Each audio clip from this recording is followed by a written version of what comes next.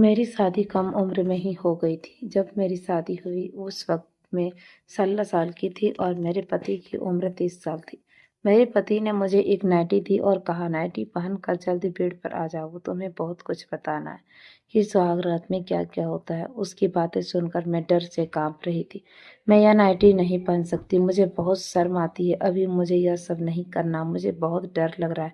तुम्हें डरने की क्या ज़रूरत है मेरी जान, शादी के बाद तो यह सब होता ही है और मैं तुम्हें अच्छी तरह से समझा देती हूँ कि प्लीज़ मुझे यह सब नहीं करना और मैं किसी कीमत पर भी यह नाइटी नहीं पहन सकती। यह नाइटी मैं तुम्हें ही पहना देता हूँ। मैं तुम्हारा पति हूँ, मुझसे कैसा शर्माना। यह कहकर वो मेरे पास आया और मेरे बदन से कपड़े को हटाने लगा और एकदम से उसने मेरे दोस्तों, मैं भारी भरकम लाल रंग के लहंगे में दुपट्टा सर पर टिकाए बैठी थी। आंखों से आंसुओं का समंदर बह रहा था। मेरी आंखों में वह खुशी नहीं थी जो दुल्हन की किस्मत में लिखी जाती है। मैं बिल्कुल चुपचाप बैठी थी। मेरी सांसें भी धीरे धीरे चल रही थी। चेहरे पर घूंघट डाले, हाथों में मेहंदी में उलझी। मैं सोच रही यह पल जो हर लड़की के लिए बहुत खास होता है, मेरे लिए क्यों एक बहुत बुरी किस्मत जैसे महसूस हो रहा था। माधव यह नाम बचपन से मेरे कानों में पड़ता आया था। इस चेहरे को मैं हमेशा देखती आई थी। एक ऐसा आदमी जो अपनी मर्जी का मालिक था, जिसके तेवर बहुत गुस्सैले थे। उसके हर फैसले पत्थर की लकीर जैसे होते थे। मैं हमेशा से यह सुनती आई थी कि माघो को गुस्सा बहुत जल्दी आता है। वह किसी की नहीं सुनता। उसका बस चले तो वह पूरी दुनिया को अपने गुस्से की आग में जला दे। और अब वह आदमी मेरा पति बनने वाला था। दिल चाह कि सब कुछ छोड़कर भाग जाऊं, मगर भाग कर जाती भी तो कहाँ। मेरा तो किस्मत लिखी जा चुकी थी और आज की रात मुझ पर मोहर लगने वाली थी।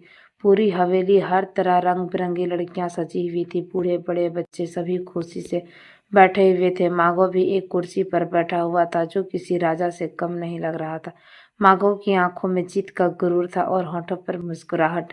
उसकी खुशी का कोई ठिकाना नहीं था। उसके दोस्तों ने उसे छेड़ा तो वह हल्का सा हंसा, और हंसता भी क्यों नहीं, आखिर उसने 16 साल इंतजार जो किया था। मैं उससे नन्ही सी जान के लिए पूरे 16 साल उसने जवान होने का इंतजार किया था और अब वह इस वक्त मेरी हो चुकी है। माघो की आंखों में तो बहुत पाकर बहुत खुशी थी और झलक भी रही थी उसे कोई खजाना हाथ लग गया हो।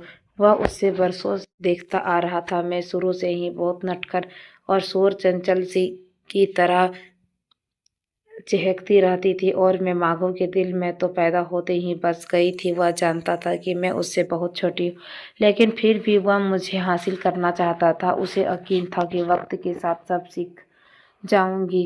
वह तो उसकी मर्जी से शादी कर रहा था, लेकिन मैं तो अपनी किस्मत पर रो रही थी। उसके परिवार में वह सबसे पहला बच्चा था, इसलिए वह सब उसकी इज्जत किया करते थे। अब तो पंडित जी भी आ चुके थे। मंडप भी सजाया जा चुका था। मंडप के आसमान सभी लोग चुपचाप बैठे थे। पंडित जी के मंत्री जाप सुन रहे थे और उस क्रियाक्रम में भाग ले रहे थे। जैसे जैसे मंत्र पंडित जी बोलते, मेरे दिल की धड़कनें बढ़ती चली जा रही थी। मैं नहीं चाहती थी कि माघो से मेरी शादी हो, लेकिन पंडित जी मंत्र से शादी को संपन्न कराने की कोशिश कर रहे थे। पंडित जी मुझे हर वह 7 वचन निभाने की कसम दिला रहे थे, लेकिन लाल साहब मुझे होश कहाँ थी। मेरी आंखों से बेबस होकर आंसू मेरे होठों तक आ रहे थे। मेरे होंठ कांप रहे थे, दिल जैसे किसी ने मुट्ठी में जकड़ लिया हो। मैंने सर उठाकर देखा, आसमान सबके चेहरे पर एक सा असर था। फैसला हो चुका था। अब हम दोनों के फेरे डालने बाकी थे और वह भी संपन्न करने की तैयारी चल रही थी। मेरी माँ सामने ही बैठी थी, आंखों में आंसू थे। वह जैसे कह रही हो कि मेरी बच्ची, मेरी लाचारी को समझो, मैं बिन बाप की बच्ची थी, इसलिए कुछ भी ना बोल पाई थी। ज्यादातर रोने की वजह से मेरी हिचकियाँ बंध गई थी। मैं फूट फूट कर रोने लगी। मेरी दिल चाहकर भी मैं जोर से चीखूं या इस मंडप से कहीं दूर भाग जाऊं, मगर मेरी जुबान साथ नहीं दे रही थी। पंडित जी ने मेरे फेरे करवाने शुरू कर दिए थे। मैंने घूंघट के पीछे अपनी होठों को जोर से दबा दिया था। आंखों मेरे गलों और गालों से होते हुए होठों तक बहता जा रहा था। दिल जैसे किसी ने मुट्ठी में दबा लिया हो। आखिरकार कांपते कांपते मैंने वह सारी फेरे पूरी कर ली और मेरी शादी संपन्न हो गई। शादी के बाद मेरी विदाई नहीं थी। पंडित जी ने विदाई 2 साल बाद रखी थी, जिसकी वजह से मुझे मेरे कमरे में भेज दिया गया था। कमरा भी आज बेहद सजाया गया था। मैं अपने कमरे में आ गई थी, जहाँ वह एक सुकून था, जैसे किसी ने मेरे सर पर से बोझ हटा दिया। लेकिन मेरी धड़कनें तो बेकाबू थी। मैं क्योंकि माधव अभी गया ही नहीं था। बाहर आंगन में माधव अपनी शान में कुर्सी पर बैठा था। उसकी आंखों में जीत की चमक थी, चेहरे पर तसल्ली, जिस पर एक अजीब सा सुकून था। 30 साल तक आदमी जो हवेली में एक राजकुमार की तरह राज करता, आज अपने पसंदीदा दुल्हन को हासिल कर रहा था। वह ऐसा आदमी था जिसके नाम से लोग कांपते थे, जिसकी आंखों में झांकने की किसी की हिम्मत नहीं थी। वह बहुत ही गुस्सेल वाला इंसान था। सब जानते थे कि यहाँ तक कि उसकी माँ भी उससे डरती थी। उसके फैसला हमेशा ही बिल्कुल पक्के होते थे और जो बात उसके मन में आ जाए वह करके ही दम लेता था। एक ही बात उसके मन में थी कि मुझे अपना बनाना। जिसके पास ताकत हो वह कुछ भी कर सकता है, लेकिन मैं तो एक बिन बाप की बेटी थी। मैं कैसे अपना फैसला को सुना सकती थी? जब पंडित जी किस्में खिला रहे थे, दार दार कर आवाज में कहने लगा, मैं हर वचन लेता हूँ, मैं इसका पूरा ख्याल रखूंगा। उसका जोरदार आवाज सुनकर ही एक पल के लिए कांपी थी। उसको पहले से ही पता था कि मैं उसे पसंद नहीं करती। शादी पूरी हो गई थी, मैं दिल में तो एक बेनाम सा डर पैदा हो रहा था। मेरी आंखों में आंसू भर गए थे और जिसमें जैसे किसी बोझ तले दब गया था। शादी हो चुकी थी, फैसला भी हो चुका था। अभी मैं अपने आंसू साफ करने का सोच भी ना पाई थी कि दरवाजा खुला और मेरी माँ कमरे में दाखिल हुई। मुझसे कहने लगी, मेरी बच्ची, मेरी गुड़िया, मैं बहुत मजबूर थी। इस मजबूरी के कारण मैंने तुम्हारी शादी उससे कर दी। अगर मैं ऐसा ना करती तो वह तुम्हारी जिंदगी बर्बाद करके रख देता। मैं बेबस थी, उसे माफ कर दो। मेरी बच्ची, मेरी बेटी तो अभी पूरी जवान भी नहीं हुई है और मैं अकेली विधवा होकर क्या कर लूंगी? पूरा गांव उन लोगों हाथ में, हमारे कोई रिश्तेदार उसके खिलाफ नहीं जा सकते। मेरी बच्ची, और तुम्हें मैं बदनाम होता नहीं देख सकती। अगर माघो से तेरी शादी ना हुई तो उसके बाद तुमसे कोई शादी नहीं करेगा। पूरा गांव जानता है, पूरा शहर जानता है कि तुम माघो की मोहब्बत हो। मैं माँ के गले लग कर फूट फूट कर रोने लगी थी। मैं अपना सारा गम भुला चुकी थी। मैं जानती थी कि मेरी माँ मजबूर थी, इसलिए उन्होंने इस रिश्ते की हामी भर दी थी। इतने में मेरी सास भी कमरे में दाखिल हुई। उसके हाथ में सोने के 2 कंगन थे। उन्होंने मुझे यूं रोता हुआ देख कर कहने लगी, क्यों इतना ज्यादा रो रही हो? जैसे लग रहा है तुम्हारी शादी जबरदस्ती की गई हो। उठो। उन्होंने प्यार से मुझे छेड़ा था, मेरा चेहरे से मेरा घूंघट उठाया और मुझसे कहने लगी, अरे नजर ना लग जाए मेरे बेटे की पसंद को। तुम बहुत ही खूबसूरत हो। मैं जानती थी कि माघो की माँ मोहब्बत जताने आई थी, मगर उनकी बातें मेरे दिल पर वार की तरह चुभ रहे थे। फिर मेरी माँ ने कहा, मेरी बच्ची अभी बहुत छोटी है, वह शादी का मतलब नहीं समझती। तुम माघो जी से कहो कि मेरी बच्ची से जोर जबरदस्ती ना करे। उनकी उम्र अभी छोटी है, वह यह सब बर्दाश्त नहीं कर सकती है। तभी माधव ने माँ से कहने लगी, शादी हो गई है ना उसकी, अब शादी का मतलब भी समझ आ जाएगा। तुम्हें फिक्र करने की क्या जरूरत है?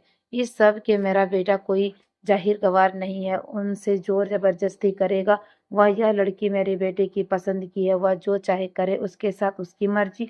तुम्हें इससे दरार अंदाजी करने का कोई जरूरत नहीं है। और तुम मेरी बेटी अपने पति को राजी करवा, अब तुम्हारे हाथ में है। तुम छोटी उम्र की बहाना नहीं बना सकती हो। लड़कियां, तुम सल्तर तुम 14 साल की उम्र में ही जवान हो जाती है और तुम तो 16 साल की हो गई हो। तुम्हें अच्छे से पता होना चाहिए कि पति को खुश कैसे रखना चाहिए। अभी तुम्हारी शादी हुई है, विदाई के लिए तुम्हारे पास 2 साल का वक्त है। तुम अपनी माँ से सीख कर आना कि पति को कैसे खुश रखना चाहिए। माघो की माँ की बातें मेरे दिल पर तीर की तरह चुभ रहे थे। मैं चाह कर भी उनको कोई जवाब नहीं दे सकती थी।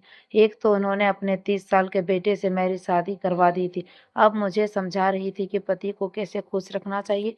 मैं जवान थी, खूबसूरत थी। फिर उसकी अगली बात सुनकर मैं बिल्कुल ठीक ठीक समझ गई थी, मेरा बेटा तुमसे मिलना चाहता है। और हाँ, मेरी बात कान खोल कर सुन लो, मेरे बेटे की इसको शिकायत का कभी मौका मत देना, वरना तुम जानती हो उसका अंजाम क्या हो सकता है। उनकी अकड़ू बातें सुनकर मेरा दिल दुख गया था। मागो मुझसे मिलने के लिए आ रहा था। डर के मारे मेरे दिल की धड़कनें तेज हो गई थी। मेरी माँ बेबस होकर कमरे से निकल गई थी और इतना कहकर मेरी सास भी कमरे से चली गई। मैं बेड के सिरहाने से टेक लगाए अपने हाथों को उंगलियों में को मोड़ते हुए बैठी हुई थी। तभी दरवाजा खुला। माघो कमरे में दाखिल हुआ। उसके कमरे में आते ही मेरे हाथ पैर सब कांपने लगे। उसने आते ही मुझे बड़े प्यार से बुलाया और आकर मेरे पास बैठ गया। कहने लगा, मन तो करता है कि तुम्हें अभी विदा करके ले जाऊं, लेकिन मैंने तुम्हारा 16 साल से ही तो इंतजार किया है। 2 साल में और क्या हो जाएगा। मैं चुपचाप बैठकर उसकी बातें सुन रही थी। उसने जेब से एक गिफ्ट निकाला और मेरे हाथ में थमा दिया और मुझसे कहने लगा, यह इस्तेमाल करने वाली चीज है। यह कहकर मेरे पास आकर उसने मुझे बाहों में जकड़ लिया। मेरी सांस तो जैसे थम सा गया था, कांप रही थी। उसके बाद उसने अपने गर्म होठों से मेरे होठों को छुआ था। उसके इस तरह की हरकत से मैं बिल्कुल सुन्न हो गई थी। उसका गर्म होठे मेरे होठों पर निशान छोड़ गया था। इस हरकत पर मैं कांप कर रह गई थी। तभी मुझसे यह कहने लगा कि अब तुम इतना मुझसे डर क्यों रही हो। अब तो हम दोनों पति पत्नी हैं, पर पूरा हक रखता है।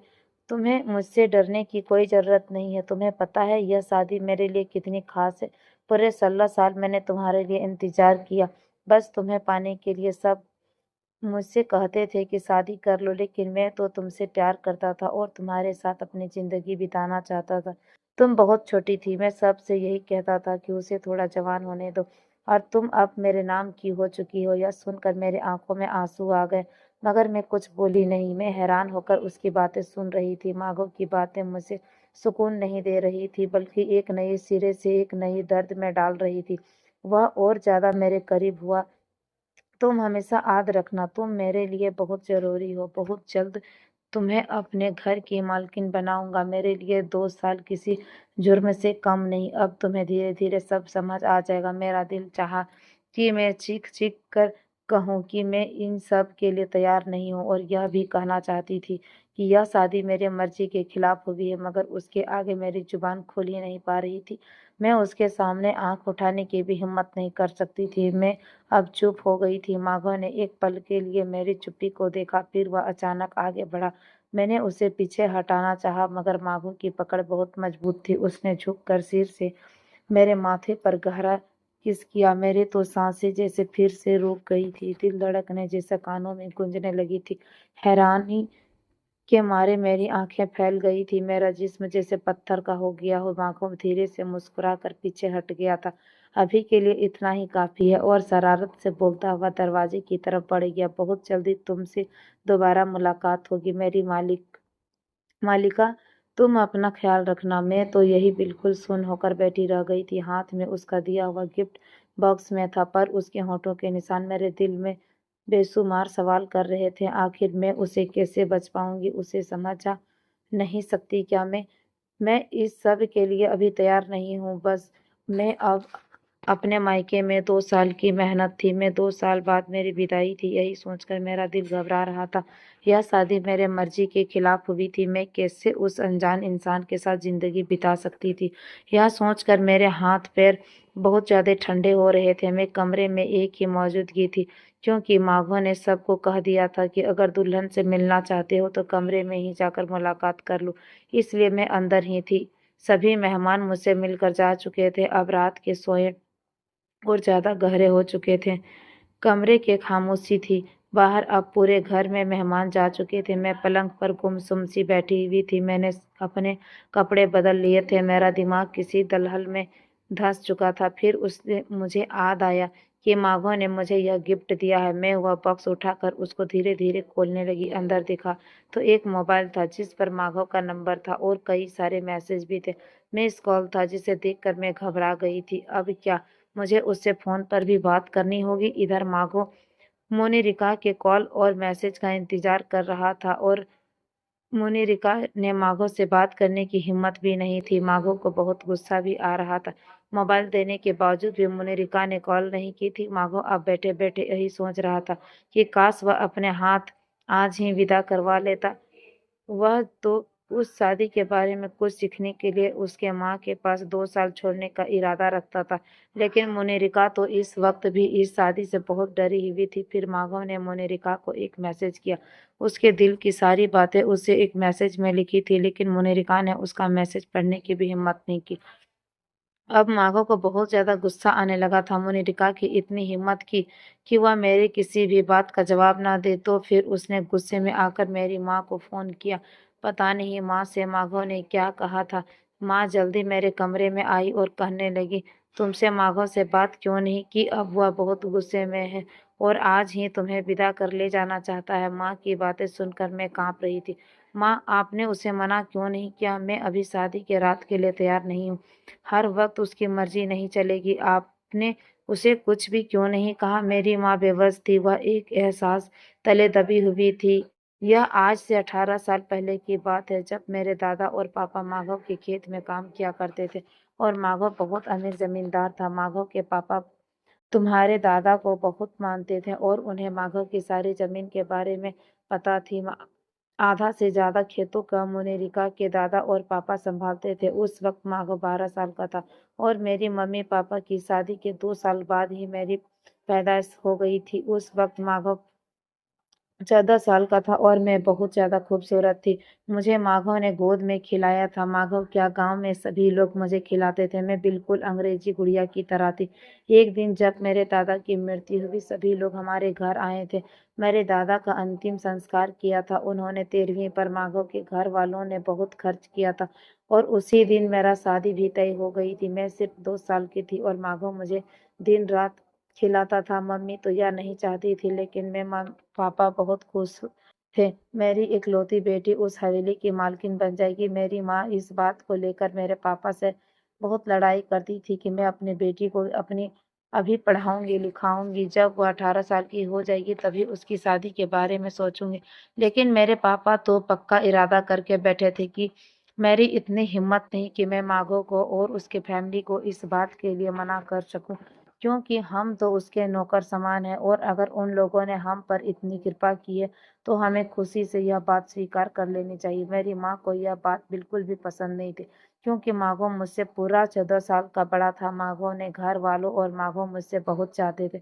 बचपन से लेकर आज तक मैं रानी की तरह पलती आई थी। मैं पढ़ाई भी कर रही थी, 10वीं क्लास में थी जब मेरी शादी हो गई। और मेरी माँ बहुत मजबूर थी, क्योंकि मेरे पापा की भी मृत्यु बहुत जल्दी हो गई थी। उनको ब्रेन कैंसर हो गया था। उनके सर में हमेशा दर्द रहता था। हमने इस बात को नॉर्मल बात समझी थी और कभी चेक नहीं करवाया था। जब दर्द हद से ज्यादा बढ़ गया तब माघव ही और माघव के पिता मेरे पापा को शहर लेकर गए थे और जब चेक करवाया तो उनके पूरे सर में कैंसर फैल चुका था। उसकी कैंसर लास्ट स्टेज पर थी। उनको बचाना नामुमकिन था। अस्पताल में ही उन्होंने माघव और माघव के पिता से वादा कर लिया था कि तुम मुनिरिका को अपने दुल्हन बना लेना। जब पापा घर आए तो वह किसी को पहचान नहीं रहे थे, सबको भूल चुके थे। ऐसे में माँ क्या करती? माँ और मैं अकेले रह गए थे और वह मजबूर हो गई थी।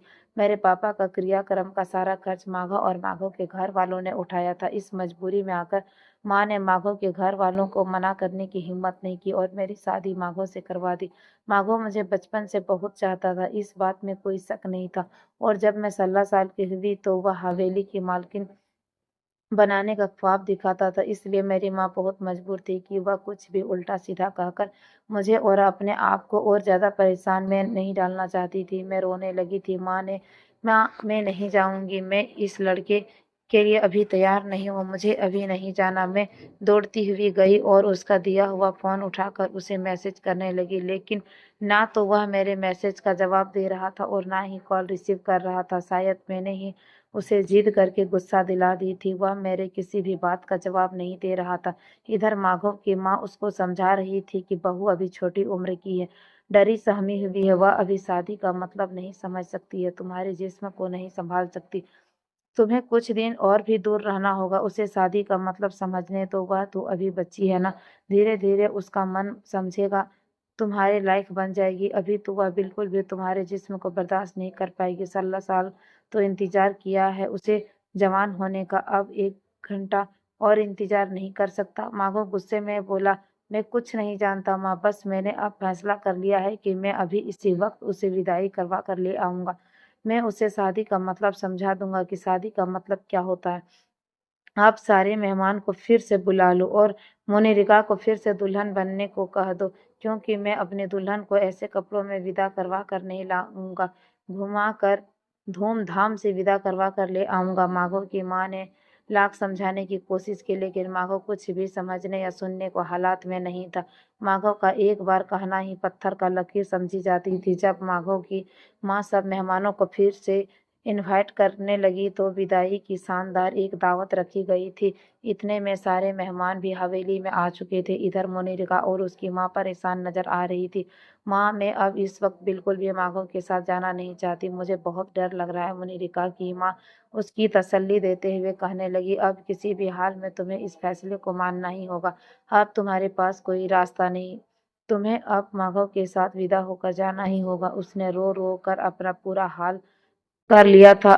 जब वह माघो को सोचती, उसके दिल की धड़कनें तेज हो जाती थी। वह शादी का मतलब नहीं समझती थी, फिर कैसे वह माघो को खुश रखती, और वह जो चाहता था मैं अभी उसे नहीं दे पाती। मेरी उम्र सिर्फ 16 साल की थी और वह 30 साल का आदमी था। मैं कैसे उसके जज्बातों को ठंडा कर पाऊंगी, मुझे कुछ भी समझ नहीं आ रहा था। मैं अब चाहकर भी कुछ नहीं कर सकती थी, मुझे फिर से दुल्हन की तरह सजा दिया गया था। इतने में ही वह मुझे लेने के लिए फिर से मेहमानों के साथ आ गया था। मेरे लाख कोशिश के बावजूद भी मुझे अपने घर विदा करके ले गया। मैं डरी सहमी उसके कमरे में बैठी हुई थी। उसके कमरे को बहुत अच्छे तरीके से सजाया गया था। उसके कमरे हर एक चीज बहुत खूबसूरत थी और महंगी भी थी। मैं डरी सहमी उसके कमरे में बैठी हुई थी। फूलों की खुशबू मेरे नाक से टकरा रही थी। कुछ ही पल बीता था, इतने में माघो कमरे में दाखिल हुआ था। उसके आते ही मेरे दिल की धड़कनें बहुत तेज हो गई थी। मेरे हाथ पैर कांप रहे थे। वह धीरे धीरे मेरे पास आ रहा था। मुझसे कहने लगा, अब मैं और ज्यादा एक मिनट भी खराब नहीं कर सकता। 16 साल का इंतजार बहुत लंबा था तुम्हें इस कमरे में पाने के लिए, और तुम हो कि उल्टा मुझे ही नखरे दिखा रही थी। अब तुम्हारा एक भी नखरा मैं बर्दाश्त नहीं कर सकता। तुम मेरी हो, तुम्हारा नाम मेरे नाम से जुड़ चुका है। अब तुम्हारा फर्ज बनता है कि तुम मुझे खुश रखो। उसकी बातें ही मुझे और ज्यादा डर में डाल रही थी। मैं लड़खड़ाते जुबान से कहने लगी, देखो माघो जी, मैं अभी इस सब के लिए तैयार नहीं हूँ। मुझे इस सब के बारे में थोड़ा भी पता नहीं है। मैं अभी शादी की जिम्मेदारियों में पड़ना नहीं चाहती। मुझे सुहाग रात का मतलब भी नहीं पता। तो मैं कैसे आपको खुश रख सकती हूँ? मेरी हालात तो आप समझने की कोशिश करें। मैं बिल्कुल भी आपसे इस रिश्ते की शुरुआत नहीं कर सकती। बस अब तुम्हारी कोई भी ड्रामेबाजी नहीं चलेगी। चलो उठ जाओ या नाइटी पहन कर आओ। मैं एक मिनट में तुम्हारी फालतू की बातों से अपना वक्त बर्बाद नहीं करना चाहता। जाओ जल्दी से चेंज करके आओ। अब की बार मैं रोने लगी। उस नाइटी को देखकर मेरे हाथ पैर सब कांपने लगे थे। चलो उठो, शाबाश, जल्दी से उठो और यह नाइटी पहन कर आ जाओ। आज तुम्हें सख्त सजा दूंगा। तुम्हारी इतनी हिम्मत कि मेरे इतने मैसेज कॉल करने के बावजूद भी तुमने मेरा एक मैसेज कॉल का जवाब नहीं दिया। मैं तो उसकी बातें सुनकर कांप रही थी। प्लीज मुझे यह नहीं पहनना, मुझे बहुत शर्म आ रही है। मैं नहीं पहन सकती तो कोई बात नहीं, मैं पहना देता हूँ। पति होना तुम्हारा। मैं डर गई। इससे पहले कि मैं खुद उतारूं, जैसे ही माँ को मेरे करीब आया तो पहले ही बहुत डरी हुई थी, और जैसे ही माघो ने मेरे साथ सुहाग रात मनाई तो मैं बेहोश हो गई थी। जब मुझे होश आया तो मैं अपने सास के कमरे में थी। धीरे धीरे मैंने आंखें खोली। मेरी सास मेरे पास मौजूद थी। मेरी सास कहने लगी कि तुम्हें घबराने या डरने की जरूरत नहीं है। अब से जब तक तुम नहीं चाहोगी माघो तुम्हारे पास नहीं आएगा, और जब तक तुम मेरे कमरे में रह सकती हो। सास की यह बात सुनकर मैं बड़ी तसल्ली में हो गई थी। अब मैंने माघो को उस रात के बाद से उस हवेली में नहीं देख रही थी। शायद माघो बहुत शर्मिंदा हो गया था। अभी घर वाले उसका मजाक उड़ाने लगे थे। शायद इसी शर्म की वजह से उसने इस हवेली को छोड़ दिया था कि मैं उस रात बेहोश हो गई थी। मुझे उस रात से बहुत डर लग रहा था, इसलिए शायद वह मुझसे दूर हो गया था। लेकिन मैं भी क्या करती, छोटी उम्र थी, इसलिए इन बातों से काफी डर गई थी। इसी तरह कई दिन बीत गए थे और 2 महीने हो गए थे, लेकिन माघो का कोई अता पता नहीं था। मैं परेशान सी हो गई थी कि अब मेरे दिल में भी माघो के लिए थोड़ा सा फिक्र पैदा हो रही थी। मुझे भी अब पता चल रहा था कि पति के बिना जिंदगी अधूरी होती है। इतना चाहने वाला पति को मैंने खो नहीं मैं खोना नहीं चाहती थी। मैं मानती हूँ कि मुझे शादी की बातों से डर लगता था, लेकिन अब मुझ में हिम्मत आ चुकी थी। अब मैं माघो से मिलना चाहती थी, उससे बात करना चाहती थी, उसे वह सब कुछ देना चाहती थी जिसका वह हकदार था। मैंने अपने डर को भगा लिया था। जितना बदनामी माघो की हुई थी, उससे ज़्यादा बदनामी तो मैं हो गई थी। सभी लोग मुझे ताना मारते थे कि तेरी पैदाइश से लेकर 16 साल तक उसने तेरी चाहत में शादी नहीं की। मैं चाहता तो तुम्हारे जैसे कई लड़कियां उसकी दुल्हन बन चुकी होती। उसने सिर्फ तुमसे प्यार किया था। उस रात उसका प्यार ज्यादा ही रंग ले आई थी, इसलिए तुम बेहोश हो गई थी। मुझे यह बात सुनकर खुद में शर्म महसूस होने लगी थी, लेकिन माघो का कोई अता पता नहीं था। मैंने अपने सास से भी यह बात पूछना चाहती थी, क्योंकि मुझे यह बातें करने में बहुत शर्म महसूस होती थी। छुपाते-छुपाते मैंने अपने सास का मोबाइल उठाकर माघो को कॉल मिलाने लगी, तो आगे से उसकी आवाज़ सुनकर मैं चुप हो गई थी। मेरे गले से आवाज़ ही नहीं निकल रही थी। घबराते हुए मैंने फ़ोन बंद कर दिया। शर्माते-शर्माते मैंने अपने सास से बात की। उसने कहना चाहती थी कि वह माघो को हवेली में बुलाए। मैं उनकी दुल्हन बनकर उनके सीने में छुपाना चाहती हूँ। मैं माघो से पूरे हक से मिलना चाहती हूँ। जब यह बात मैंने अपने सास से कही तो वह खुश हो गई और माघो को कॉल करने लगी। जब मेरी सास ने यह बात कही तो माघो भी शायद खुश हो गया। अब मैं पूरे हक से उसके कमरे में माघो का इंतजार करते हुए बैठी थी। रात के 2 बज रहे थे। माघो अपने कमरे में दाखिल हुआ। मैं उसे पूरे 2 महीने बाद देख रही थी। उसकी आंखों में चमक थी। मैंने पहले उसके पैर छुए। वह मुस्कुरा कर मेरे सिर पर हाथ रखा, मुझे आशीर्वाद दिया और फिर मैंने उसे पूरे हक से उसकी हो गई थी। इतने सालों की इच्छाओं को आज वह पूरे हक से ले रहा था। मैं भी उसे अपना हो चुकी थी। अब वह पूरे हक के साथ उसने अपना हक वसूल कर लिया था। अब मैं भी दिल के डर को हटाकर मांगो की हो चुकी थी। 16 साल का इंतजार की मोहब्बत आज रंग ले आई थी। मोहब्बत करने वाले इंसान खुशकिस्मत इंसान को ही मिलते हैं, इसलिए उसे खोना नहीं चाहिए। मैं भी माघो को पाकर बहुत खुश थी। 1 साल बाद मैं माघो के बच्चे को जन्म दिया, जो कि लड़का था और वह बिल्कुल माघो जैसा था। माघो मुझे बहुत चाहता था। शायद मैं दुनिया की सबसे पहली औरत हूँ जिसका पति इतना चाहता है। और वह वीडियो जहाँ तक भी जाए, आप लोग जहाँ तक देख रहे हैं, कमेंट और वीडियो कैसी लगी इस बारे में ज़रूर लिखिएगा। हम आपसे फिर मिलेंगे एक ऐसे ही दिलचस्प फैमिली स्टोरी के साथ। तब तक के लिए